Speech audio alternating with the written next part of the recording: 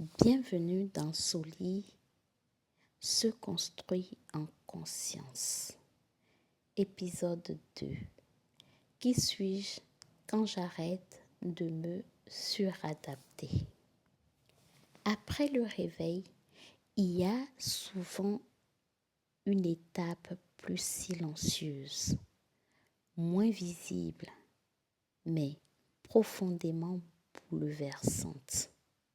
C'est le moment où l'on commence à se rendre compte qu'on ne vit pas seulement fatigué, mais ajusté en permanence.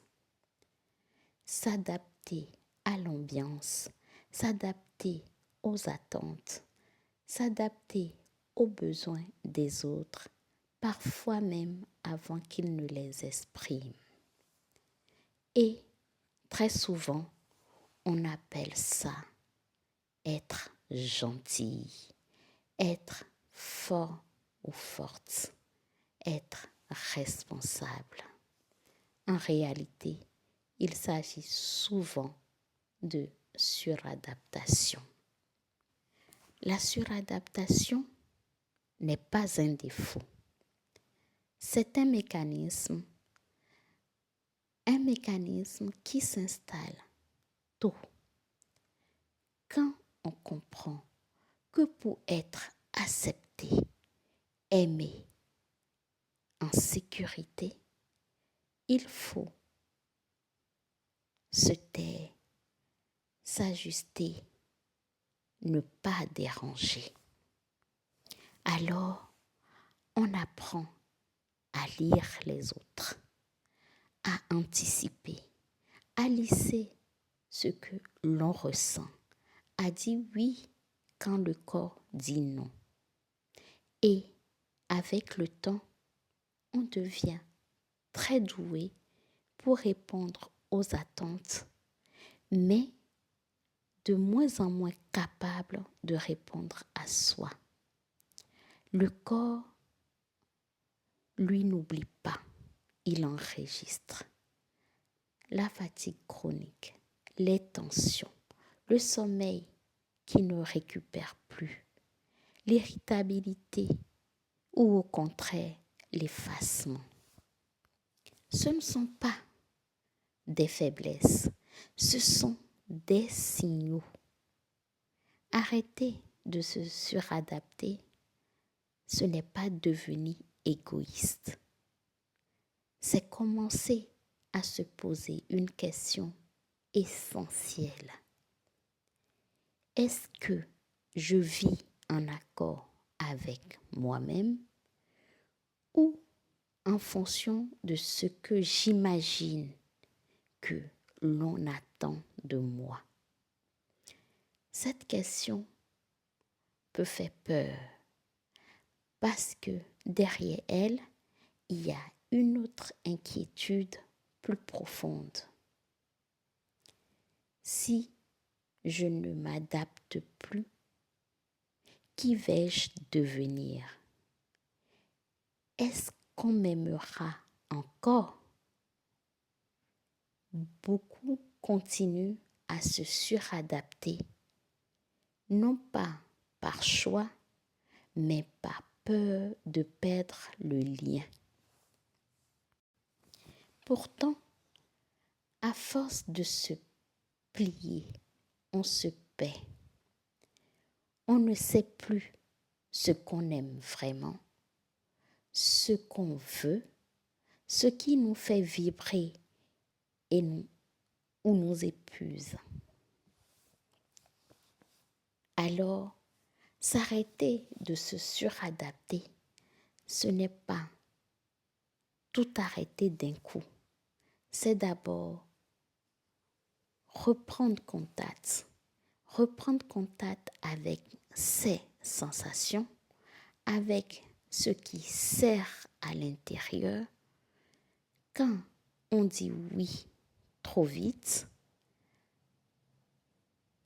avec ce soulagement discret, quand on ose enfin poser une limite, se construire en silence, c'est accepter que l'alignement puisse créer de l'inconfort au début, parce que quand on change sa façon d'être, son environnement doit s'ajuster aussi. Et parfois, certaines relations évoluent, certaines résistances apparaissent, mais ce que tu gagnes est précieux, de la clarté, de l'énergie, une présence plus juste à toi-même. Arrêter de se suradapter, ce n'est pas devenir dur, c'est devenir vrai. Et cette vérité se construit pas contre les autres, mais avec soi. Alors, si cette question t'habite aujourd'hui, qui suis-je quand j'arrête de me suradapter? Sache que tu n'as pas besoin d'y répondre tout de suite. Le simple fait de te la poser est déjà un premier acte de conscience. Et si, à force de t'adapter pour rester aimé, tu avais fini par t'oublier toi-même? Et si cette fatigue, ce trop-plein, n'étaient pas des signes de faiblesse, mais l'appel à quelque chose de plus juste en toi? Arrêter de se suradapter fait peur, parce que cela oblige à regarder autrement ses relations, ses choix, sa place. Mais certaines personnes ont osé ce pas.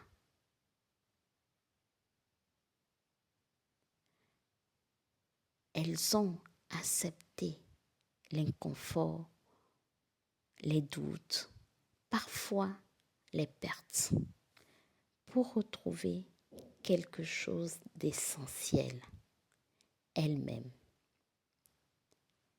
Je te propose maintenant d'écouter une voix, une histoire, une vérité. Alors, sans transition, nous rentrons dans la deuxième partie de notre podcast avec Monsieur Soumaoro, alias Cerveau Libéré. Bonjour mon frère Cerveau Libéré.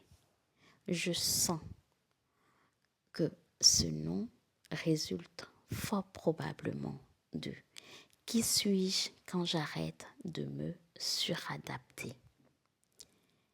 Alors, ma première question est: comment décririez-vous la personne que vous étiez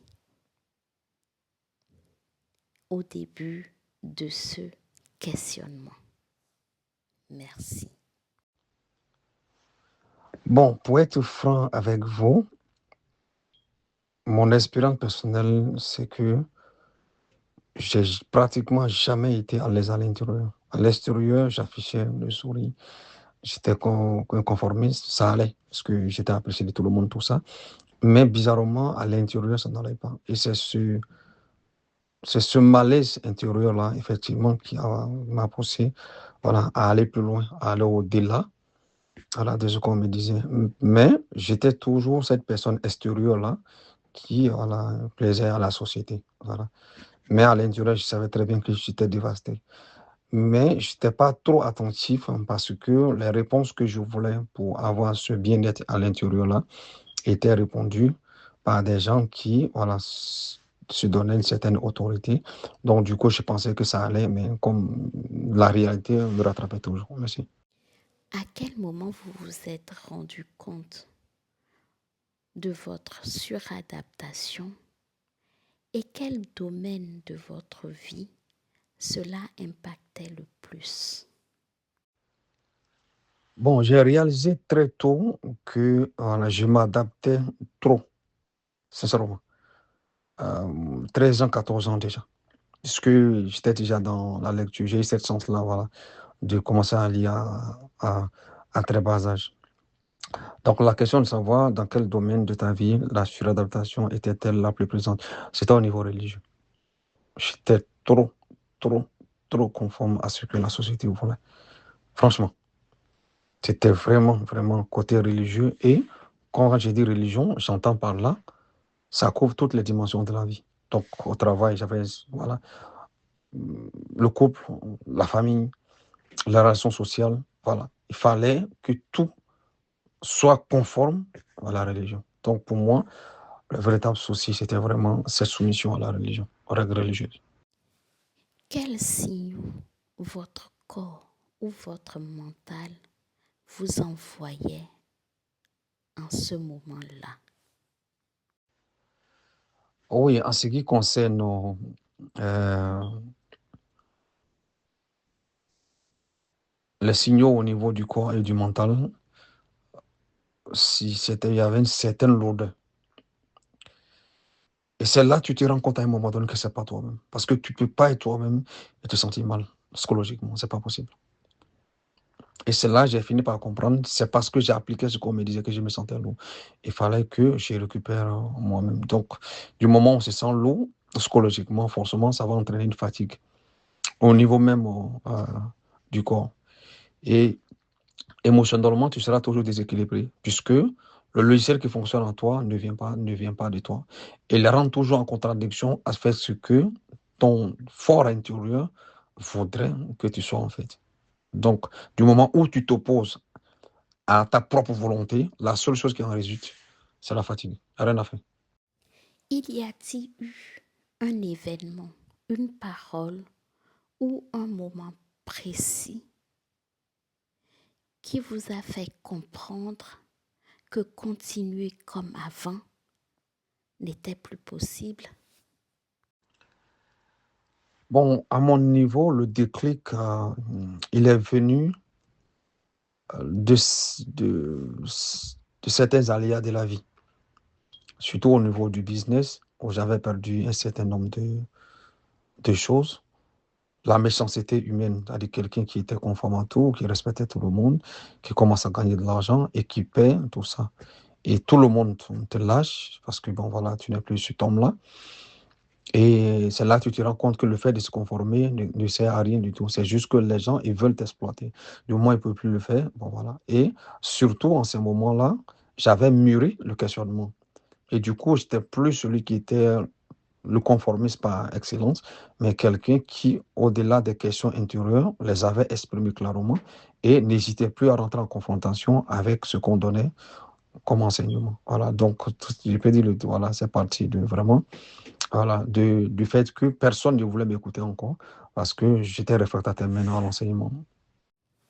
Quelle était votre peur à l'idée de moins vous adapter?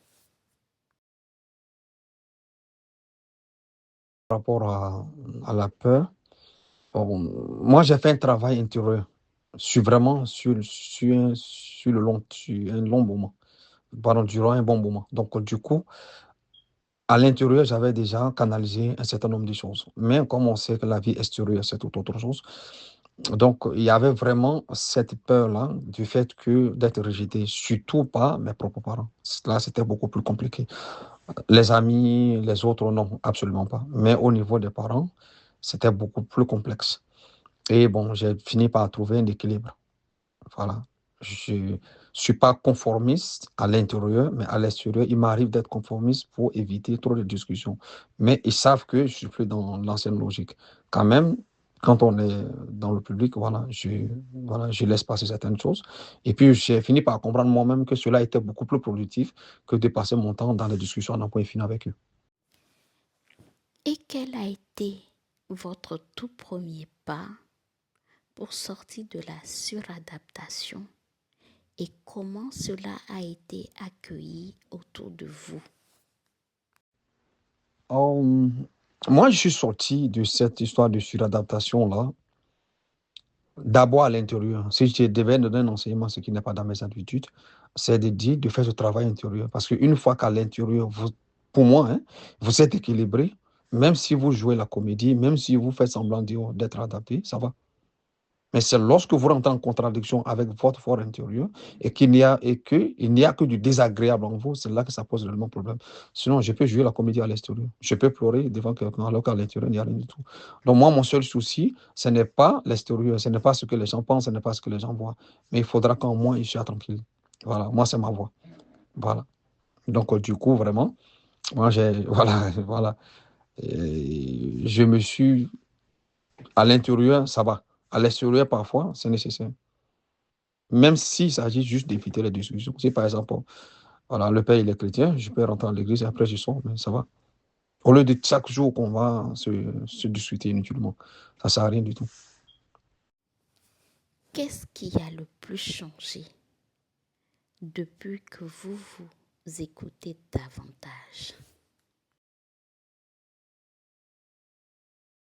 Clairement, très clairement. La clarté. J'ai eu cette possibilité-là de voir la vie selon moi-même. Et c'est là que j'ai développé ma logique individuelle. Donc, c'est la seule logique avec laquelle je fonctionne aujourd'hui. Et à titre personnel, ça me donne une clarté à tel point que je ne sais même pas comment je vais l'exprimer avec des mots. Voilà. Et j'ai pratiquement éliminé la souffrance de ma vie. Je navigue très aisément dans la vie, quel que soit ce qui arrive. Et bon, voilà. Ah, je n'ai rien perdu, j'ai plus gagné en fait, parce que je n'ai aucun souci à ce qu'un ami me donne d'eau, à ce que, voilà, comme je l'ai dit dans la précédente réponse, il n'y a que côté parent seulement qui me dérange, qui peut me déranger au cas où il donne d'eau. Donc, je sais comment je roule avec eux. Comme ils veulent me voir d'une certaine manière, je suis comme ça, mais moi, ça va à l'intérieur. Et quel est le coût de cette transformation? Qu'avez-vous gagné profondément? Cette transformation-là, ça m'a coûté certaines amitiés, ça m'a coûté certaines fraternités, oui, ça je le reconnais. Mais à ce niveau, je n'ai aucun regret. Pour être franc, même, je m'en fiche royalement. Qu'est-ce que j'ai gagné? Oh, ma soeur, la liberté. C'est là que j'ai compris qu'en fait, l'objectif de la vie, pour moi, ce n'est pas d'être libre. Que c'est la liberté même qui est la base. Je ne recherche pas le bonheur. Il faut d'abord le bonheur avant de vivre tranquillement. Donc, l'objectif n'est même pas d'atteindre le bonheur. Il faut être d'abord agréable en soi-même. C'est ça le bonheur pour moi. À l'intérieur, il n'y a pas d'embrouille, il n'y a rien. Et une fois maintenant ce bonheur-là est là, le reste, ça devient easy. Donc, même quand certaines choses ne marchent pas à l'extérieur, ça va, puisque l'extérieur, je ne le contrôle pas à 100%. Donc, une fois que l'extérieur ne dérange pas l'intérieur, allez, ça va. Aujourd'hui, quel conseil pourriez-vous donner à une personne qui se suradapte sans le savoir elle-même? Et quelle aide pourriez-vous lui apporter pour qu'elle se reconnaisse à elle-même sans tout bouleverser d'un seul coup? Ah, désolé d'être précédent sur ce point, je ne suis pas du genre à donner des conseils, je mets juste les gens en face de leur conscience. Si quelqu'un suradapte aujourd'hui, voilà, je lui dirais, ne reste pas dans un coin, tu t'emmerdes. Maintenant, si tu décides de rester, qu'est-ce que je peux faire? Je ne que peux qu'être spectateur. Voilà, je ne reste nulle part où je m'emmerde. Je me souviens avoir laissé tomber une fille avec qui je devais me marier, malgré tout était prêt, parce que ça devenait emmerdant. Parce que je ne peux pas faire ma vie dans la merde. Maintenant, selon toi, qu'est-ce qui aide vraiment à se reconnecter à soi-même sans bouleverser tout d'un coup? C'est juste écouter. S'écouter et se donner le temps. Je ne suis identifié à qui ou à quoi que ce soit. Je ne sais pas si vous comprenez ce que je dis par là. Je ne suis identifié à qui ou à quoi que ce soit. Dès que vous êtes identifié à qui ou à quoi que ce soit, vous devenez l'esclave de cette chose-là ou de cette personne-là. Finalement, qui êtes-vous quand vous n'essayez plus? de correspondre. Ah, qui suis-je aujourd'hui? Docteur Sénat, je suis moi-même. Je ne suis pas chrétien, je ne suis pas musulman, je ne suis pas animiste, je ne suis pas athée, je ne suis pas agnostique. Je ne suis absolument rien de tout ce qui est défini par qui que ce soit. Mon nom de famille, c'est Smoro. Je ne me reconnais même pas comme Smoro. Parce que là encore, je vais rentrer dans une autre coquille. Je suis moi-même. Et je suis la seule personne à savoir qui je suis. J'ai rien à foutre que quelqu'un le sache. J'ai rien à foutre que quelqu'un l'apprécie. J'ai rien à foutre que quelqu'un critique. Je suis moi-même. Et je peux vous assurer, ça va. Je ne suis pas Smoro, je ne suis pas rien. Je suis moi-même. Voilà.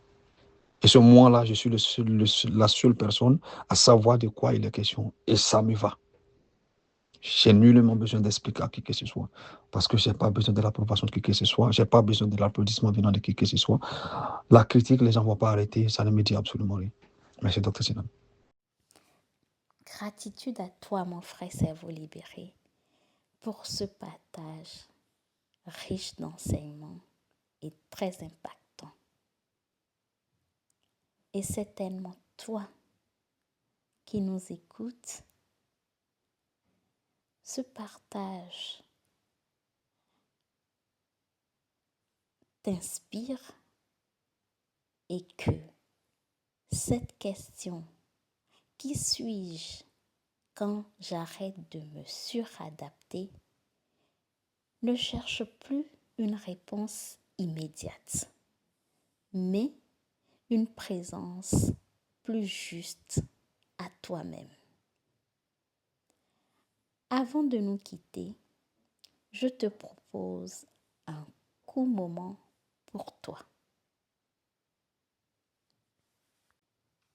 Là où tu es, prends une respiration lente et profonde. Puis, laisse-les ressortir doucement. Pose tes mains sur ta poitrine. Si c'est confortable pour toi. Et pose-toi cette question sans la forcer. Où dans ma vie suis-je en train de me suradapter?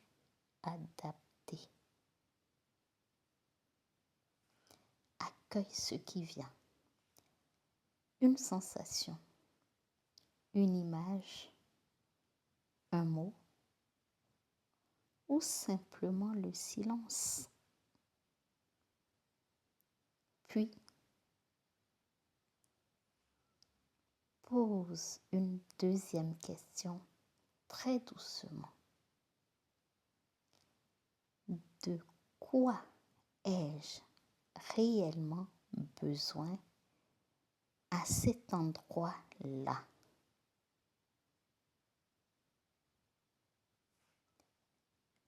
Prends une deuxième respiration et quand tu te sentiras prêt ou prête, reviens à toi.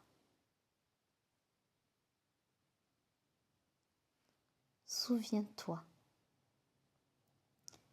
t'écouter n'est pas un rejet des autres, c'est un retour vers toi.